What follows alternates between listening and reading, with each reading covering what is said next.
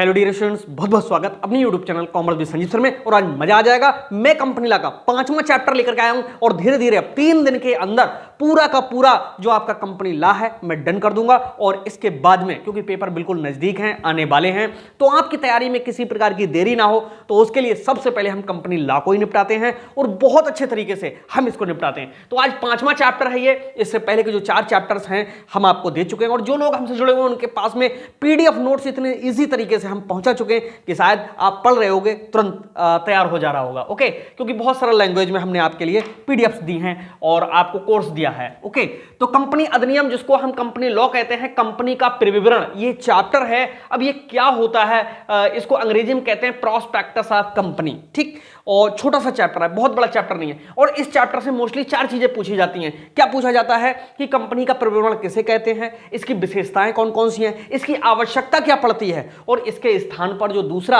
हम स्थानापन्न विवरण यूज करते हैं वो किस कंडीशन में करते हैं। इनके अलावा एक भी बात इस चैप्टर से नहीं पूछी जाती है। ओके, तो आइए शुरू करते हैं। सबसे पहले हम बात करते हैं क्या कंपनी के परिविवरण का अर्थ, यानी मीनिंग ऑफ प्रॉस्पेक्टस। देखो, बहुत आसानी से समझ में आ जाएगा। आप लोगों ने किसी न किसी कॉलेज में एडमिशन जरूर लिया होगा। जब आपने कॉलेज में एडमिशन लिया था तो आपके लिए कहते हैं भाई फॉर्म लेकर के आए हैं। कहां से? कॉलेज से लेकर के आए हैं। कॉलेज ने एक पत्रिका दी होगी, उसमें फॉर्म लगा हुआ होगा और उस फॉर्म के साथ साथ में क्या होगा कि पूरे कॉलेज का एक सुंदर सा चित्र बना हुआ होगा बाहर वाले जो कवरिंग पेज है उस पर, और वहां पर प्रिंसिपल साहब का हो सकता है फोटो लगा हुआ हो। नहीं, कॉलेज का तो फोटो 100% होगा। अगले पेज पे बढ़ोगे तो वहां पर किसी न किसी के अपने विचार होंगे और हो सकता है इंडेक्स दिया हुआ हो। तो इस तरह से एक पत्रिका में पूरी कॉलेज के बारे में जानकारी होगी। क्या क्या फैकल्टी है कॉलेज में, कौन कौन से साइड हैं, यानी कौन कौन से सब्जेक्ट्स कॉलेज के अंदर हैं, कहां से उसका एफिलिएशन है, यानी कहां से वो संबद्ध है, किस यूनिवर्सिटी से संबद्ध है, और उसके बाद में क्या वहां फैकल्टी है। तो ये सारी चीजों के साथ साथ में कितनी कॉलेज में सीट्स हैं, ये सारी जानकारी उस विवरण पत्रिका में होती है। सेम उसी तरह से कंपनी क्या करती है, कंपनी सेम उसी तरह की विवरण पत्रिका बनाती है और वो जनता के बीच में डिस्ट्रीब्यूट करती है। उसी को हम कहते हैं प्रॉस्पेक्टस। ओके, कंपनी का परिविवरण। तो कंपनी का परिविवरण का अर्थ इस तरह से लिखोगे अगर पेपर में आ जाए कि कंपनी का परिविवरण वह पत्रिका अथवा एक पुस्तिका है जिसमें कंपनी की समस्त जानकारियां, उसकी पूंजी के बारे में, उसके उद्देश्य के बारे में, उसके सदस्यों के बारे में और उसमें जो योजनाएं हैं उनके बारे में विस्तार से दिया हुआ होता है। और अंश परचेज करने के लिए उसी में एक फॉर्म भी अटैच होता है। इस तरह की पत्रिका को हम क्या कहते हैं? प्रॉस्पेक्टस कहते हैं।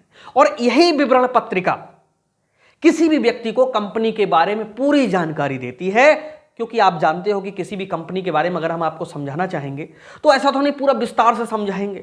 ओके, जैसे बहुत बच्चे हैं हमको हमारे स्टाफ को परेशान करते हैं कॉल करके, मैसेज करके हैं, लेकिन होता क्या है कि यूट्यूब पे आने के बाद बच्चा सही से वैल्यू नहीं समझ पाता, और जो समझते हैं वो वास्तव में होनहार स्टूडेंट है। क्योंकि दुनिया में बेटा सारी चीजों में पॉजिटिवता लाना बहुत जरूरी होती। कोई भी घटना घटित हुई, उसके पीछे नेगेटिव कारण अगर कहीं छुपे हुए हैं तो पॉजिटिव कारण भी छुपे हुए होते हैं। तो क्यों ना हम सारी चीजों को पॉजिटिव वे में देखें। हम हमेशा पॉजिटिव रहते हैं और हमारे साथ पॉजिटिव ही होता है। आज तक कोई नेगेटिव वर्क हमारे साथ में हुआ भी नहीं, और अगर हुआ भी होगा तो उसके भी परिणाम कहीं ना कहीं बाद में पॉजिटिव ही निकल करके आए होंगे। अब ये क्या है? ये हमारी धारणा है, तो वैसे ही हम बनते हुए चले जाते हैं। ठीक उसी प्रकार से एक कंपनी है, वो हमेशा ये समझ के चलती है कि हर व्यक्ति हमारे लिए वैल्यूएबल है, हर व्यक्ति को वैल्यू देती है कंपनी, भले चाहे उसमें कोई अपना पैसा लगाए या ना लगाए। तो सारी जनता में इंफॉर्मेशन देने के लिए कंपनी एक विवरण पत्रिका को छापती है, उसी को हम प्रॉस्पेक्टस कहते हैं। 1000 लोग बैठे हुए होंगे तो कंपनी सबके हाथ में एक एक एक एक, एक पत्रिका दे देगी। वो जानती है कि ये सारे लोग कंपनी में इन्वेस्ट नहीं करेंगे, लेकिन अगर 10 लोग बैठे हुए हैं उनमें से 2 इन्वेस्ट करने वाले हैं, तो अगर सबके हाथ में पत्रिका पहुंची तो वो ये जरूर कहेंगे कि अरे हाँ, वो कंपनी के बारे में मैंने सुना है। यानी कंपनी एक प्रकार से इसी के द्वारा, प्रॉस्पेक्टस के द्वारा, जो अपनी छवि है वो बनाती है, जनता में प्रचार करती है।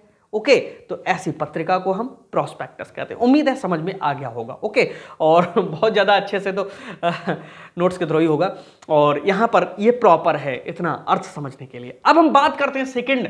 चलिए, क्लियर हो गया कि भाई एक पत्रिका जो कई पेज की हो सकती है, और इसमें लगभग में 10 से 15 पेज हो सकते हैं, ज़्यादा हो सकते हैं, कंपनी की कैपेसिटी पे ये बिलोंग करती है। ठीक है, तो इस विवरण पत्रिका बुक जैसी होती है, और लास्ट में एक फॉर्म लगा हुआ होता है। जो लोग अंश परचेज करना चाहते हैं उसी फॉर्म को फिल करते हैं और कंपनी के कार्यालय में दे देते हैं। निर्धारित शुल्क भी जमा करते हैं, उसी पर लिखा हुआ होता है कि शुल्क कितने दर से जमा हो रहा है।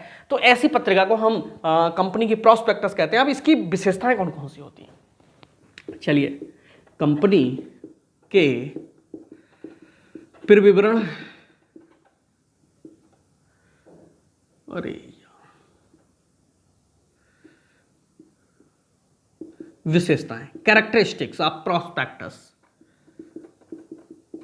देखो भाई कौन कौन सी है। नंबर 1, नंबर 2, मैं इतनी हेडिंग दूंगा कि शायद 2-4 बुक्स में भी आप देखोगे तो नहीं मिलेंगी आपके लिए। ओके, तो सबसे पहले यह है कंपनी का एक दस्तावेज है। दस्तावेज कहते हैं हम कागज के लिए, यानी इस पे कंपनी की मोहर लगी हुई होती है, कंपनी की जानकारी होती है। तो इसलिए हम इसको कहेंगे कि ये जो होता है प्रोस्पेक्टस, कंपनी का क्या होता है? दस्तावेज होता है। ओके, इसके बाद में विज्ञापन का रूप।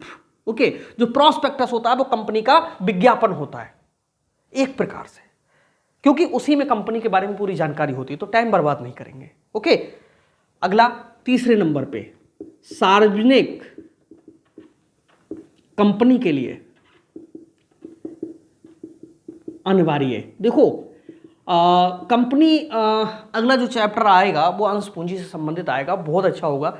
यहां पर मैं ये बता दूं कि सार्वजनिक कंपनी के लिए प्रोस्पेक्टस जो होता है वो अनिवार्य होता है। क्यों? क्योंकि जनता जो अपना पैसा लगाती है वो पब्लिक में नहीं लगा सकती है, वो निजी कंपनी में नहीं लगा सकती, वो सार्वजनिक कंपनी में ही लगा सकती है। ओके, तो एक प्रकार से ये सार्वजनिक कंपनी के लिए अनिवार्य कर दिया गया है। कंपनी अधिनियम 1956 में भी अनिवार्य था, कंपनी अधिनियम 2013 में भी ये अनिवार्य ही है। अगला चौथे नंबर पे जनता को निमंत्रण पत्र। ओके, जो प्रोस्पेक्टस होता है वो जनता के लिए दिया जाता है, डिस्ट्रीब्यूट किया जाता है। जो लोग मतलब इंटरेस्ट रखते हैं कंपनी में तो उनके लिए दिया जाता है। तो हम कह सकते हैं कि जो प्रोस्पेक्टस होता है वो जनता के लिए एक प्रकार से क्या है? निमंत्रण है। ओके, अगला 5वें नंबर पे संचालकों के विचार व हस्ताक्षर। जो प्रोस्पेक्टस होता है उसमें क्या होता है कि सभी संचालकों के हस्ताक्षर तो होते ही होते हैं।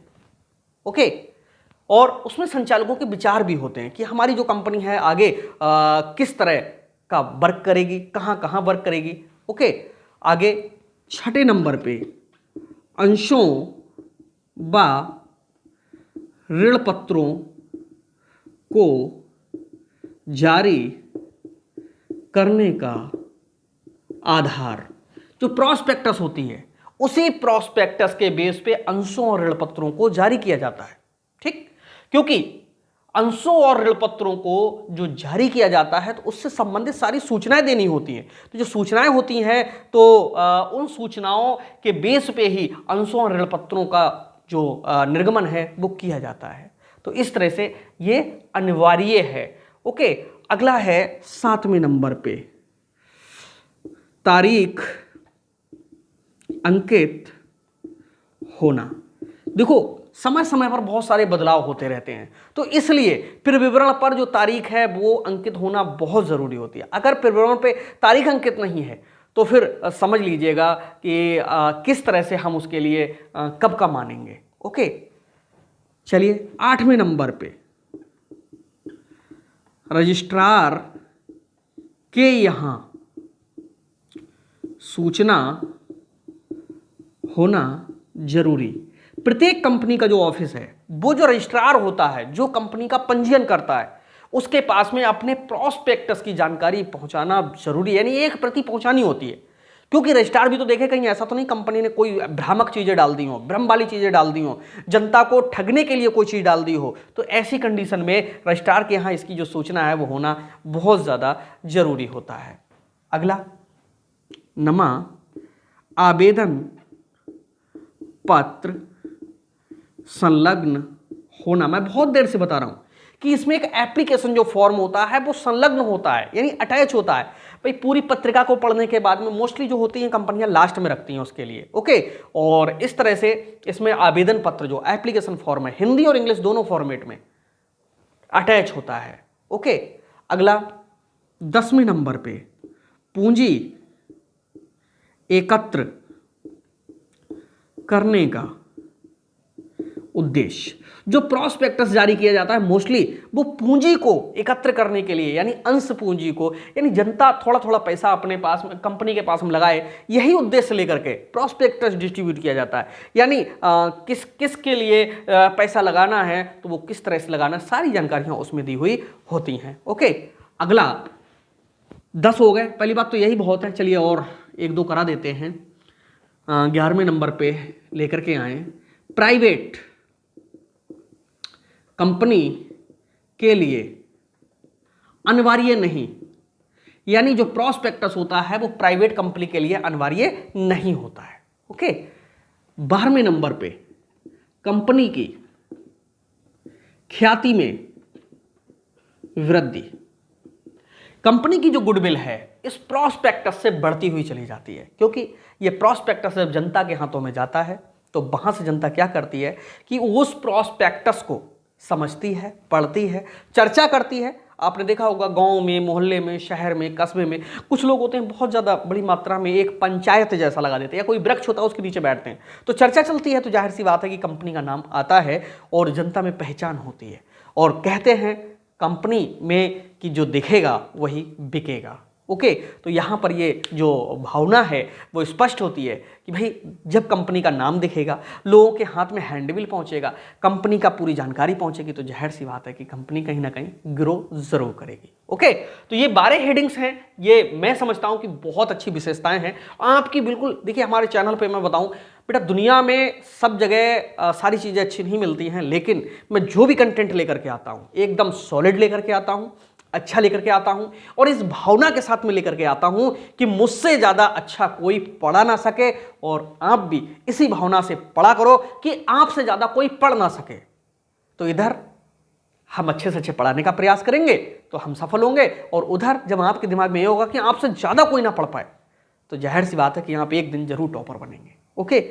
तो एक बार फिर से विशेषताएं हम बता दें कौन कौन सी हैं। कंपनी का एक दस्तावेज है या डॉक्यूमेंट्स है, ठीक है, विज्ञापन का रूप है, सार्वजनिक कंपनी के लिए जरूरी है, जनता को एक निमंत्रण पत्र है यानी इन्विटेशन है, संचालकों के विचार व हस्ताक्षर होते हैं, ठीक, और अंशों और ऋण पत्रों को जारी करने का आधार होता है, और तारीख अंकित होती है इस पे, और रजिस्ट्रार के यहाँ सूचना इसकी होना जरूरी होती है, यानी रजिस्ट्रार के यहाँ पर पंजीकरण भी इसका होता है, ठीक है, तभी ये वैध माना जाता है, ठीक। और आवेदन पत्र इसमें संलग्न होता है, पूंजी एकत्र करने का इसका उद्देश्य होता है, प्राइवेट कंपनी के लिए अनिवार्य होता है, कंपनी की ख्याति में वृद्धि होती है इससे, और अगर 15 लिखना चाहोगे तो बेटा और 3 बढ़ा सकते हो। इस पर प्रवर्तक के विचार होते हैं, प्रवर्तक के हस्ताक्षर होते हैं, जनता के लिए कितना उन्हें मिलेगा, लाभांश मिलेगा, डिविडेंड मिलेगा, इंटरेस्ट मिलेगा, ये पूरा होता है, सभी लेन देन की शर्तें लगी होती हैं। हमसे कहोगे तो 20 बना देंगे, ओके, और सब वैध हैं A to Z, क्योंकि हमारे पास में बहुत सारी बुक्स होती हैं, और आप लोग एक बुक्स 2 बुक्स से पढ़ते हो तो वो सारी चीज़ें आपके पास नहीं मिल पाती। इसलिए जिन लोगों ने नोट्स लिए उनको मज़ा आ गया होगा।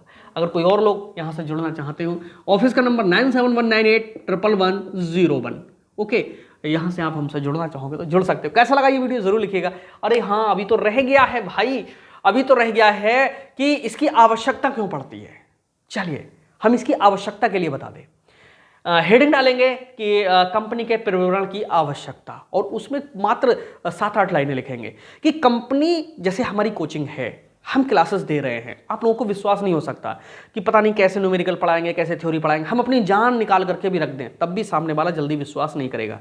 लेकिन धीरे धीरे जब आप 2-4 जगह दूसरे चैनल पे देखोगे, दूसरी जगह पढ़ रहे होगे हैं, इसके बाद में एक वीडियो देखी, 2 देखी, 3 देखी, 4 देखी, अगर हमारा समझ में आया तो धीरे धीरे विश्वास होगा। और यही होता है कि नया नया चैनल है, बच्चों को बताते हैं तो उनको लगता है पता नहीं क्या होगा, लेकिन जितने डीपली वो देखते हुए चले जाते हैं फिर उनको लगता है। तो वही चीज है कि कंपनी का जो विवरण है इसकी आवश्यकता जनता में विश्वास बिठाने की होती है। ओके, तो जनता में विश्वास दिलाने के लिए, जनता के द्वारा अप्लाई करने के लिए, जनता को निमंत्रण देने के लिए, जनता का पैसा कंपनी में लगाने के लिए, इन सब के लिए इसकी जरूरत होती है। अब अगला एक और आता है स्थानापन्न विवरण। ये क्या होता है? स्थानापन्न विवरण, ये चैप्टर यहीं पर एंड हो जाएगा। स्थानापन्न है ये भाई, आधा ना और पूरा ना, ठीक। स्थानापन्न विवरण, स्थानापन्न विवरण जो होता है वो जो कंपनियां प्रॉस्पेक्टस को जारी नहीं करती हैं, यानी कभी कभी ऐसा होता है कि बहुत जल्दबाजी में कंपनी को पैसा जनता से पैसा लेना होता है और कंपनी की गुडविल भी होती है, तो कंपनी क्या है पूरी प्रॉस्पेक्टस नहीं छाप पाती है, तो क्या है 2-3-4 पन्नों में कंपनी अपने उद्देश्य लिख करके और अपनी शर्तों को लिख करके और एक उसमें एप्लीकेशन फॉर्म को टैग करके और वो जनता में डिस्ट्रीब्यूट कराती है, उसको हम कहते हैं स्थानापन्न विवरण। स्थानापन्न का मतलब होता है एक के स्थान पर दूसरा, उसे कहते हैं स्थानापन्न विवरण। पत्रिका मोटी होती है, पेजेस ज़्यादा होते हैं, बट स्थानापन्न विवरण में जो पेजेस होते हैं वो थोड़े कम होते हैं, ठीक। तो ये इस चैप्टर में इसके अलावा कुछ भी आ जाए तो हमारे चैनल पर डिसलाइक मारना, इसके अलावा इससे कुछ नहीं हो सकता। ओके, तो मिलते हैं नेक्स्ट वीडियो में, तब तक के लिए बाय बाय, और अगले चैप्टर को देखेंगे इसी के तुरंत बाद। तब तक के लिए हमें इजाजत दीजिए, मिलते हैं नेक्स्ट वीडियो में, तब तक के लिए बाय बाय।